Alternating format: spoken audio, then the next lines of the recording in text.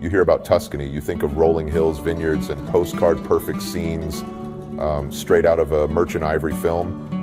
It's beautiful, sure, but you wonder, is it all too perfect, too polished? Maybe it is, but then again, that's exactly what they want you to think. We were on the back roads, far from the tour buses and high-end trattorias, serving lasagna so picture-perfect, you almost forgive them for charging 30 euros for it. The real Italy, the Italy that leaves a mark on you, doesn't live in the glossy brochures. It's the place you find when you're lost. And let me tell you, we got really, really lost. The town of Monte is hardly a speck on the map, tucked away behind winding roads and crumbling stone walls. It's a town you could blink and miss. Most do. Yet if you find yourself there, if you're lucky enough to wander off the beaten path, you might stumble into what feels like a secret. LaPorta, a tiny eatery clinging to the edge of the cliffside, is that secret. But I'm getting ahead of myself. It started with a wrong turn, well, several. The kind of detour that most would curse and turn around from. Not us, no GPS, no plan, just the hum of the car engine and a sky that stretched out like a canvas. The first sign we were somewhere special wasn't the food, not yet.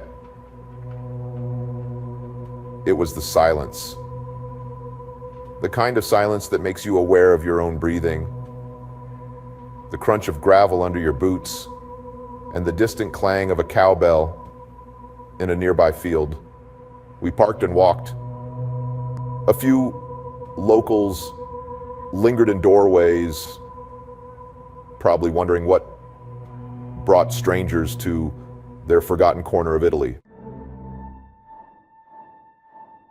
And then there it was, LaPorta. At first glance, it could be mistaken for someone's house, maybe even a storage shed. No flashy signs, no pomp, just a small door, almost like it was daring you to walk in. Inside, the space was so intimate you could reach out and touch every wall. Rustic stone, wooden beams, and a warmth that felt like you'd been invited into someone's home, not a restaurant, in a way you had. The owner, Daria, greeted us with a smile that said, "You found us." Now, there was no menu, no special scrawled on a chalkboard. Instead, she looked us up and down and asked, "How hungry are you?" The kitchen is tiny, barely enough room to turn around in, but it's here that the magic happens. No theatrics, no molecular gastronomy or foam. What arrived at our table was deceptively simple. A plate of peachy pasta, a local specialty that's as thick and twisted as the roads that brought us here. Fresh, handmade, and tossed in a sauce so rich in flavor, it didn't need to shout. Each bite was like a revelation, a reminder of what food is meant to be. Honest, unpretentious, and soul-satisfying. But it wasn't just the pasta. It was the wild boar ragu, slow-cooked for hours until it practically melted into the plate, served with just the right amount of bread to mop up every last bit. There was pecorino cheese too, sharp and tangy, paired with honey from the local hives. And then came dessert, a chestnut cake so dense, so earthy, it tasted like the Tuscan soil itself. You see, this isn't the Italy they show you in travel shows. This is the Italy you have to earn. It's not about 5-star reviews or Instagrammable dishes.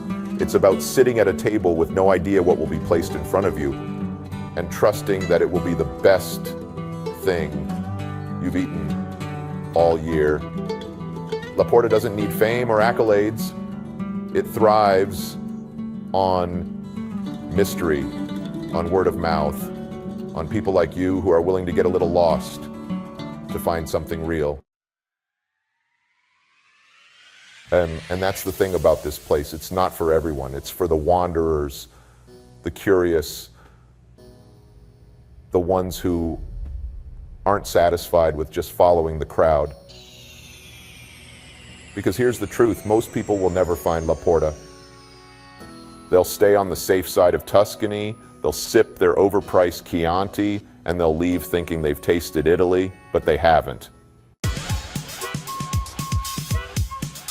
So if you're brave enough to take a wrong turn, to leave the guidebook behind and follow your instincts or hunger, then maybe, just maybe, you'll find LaPorta too.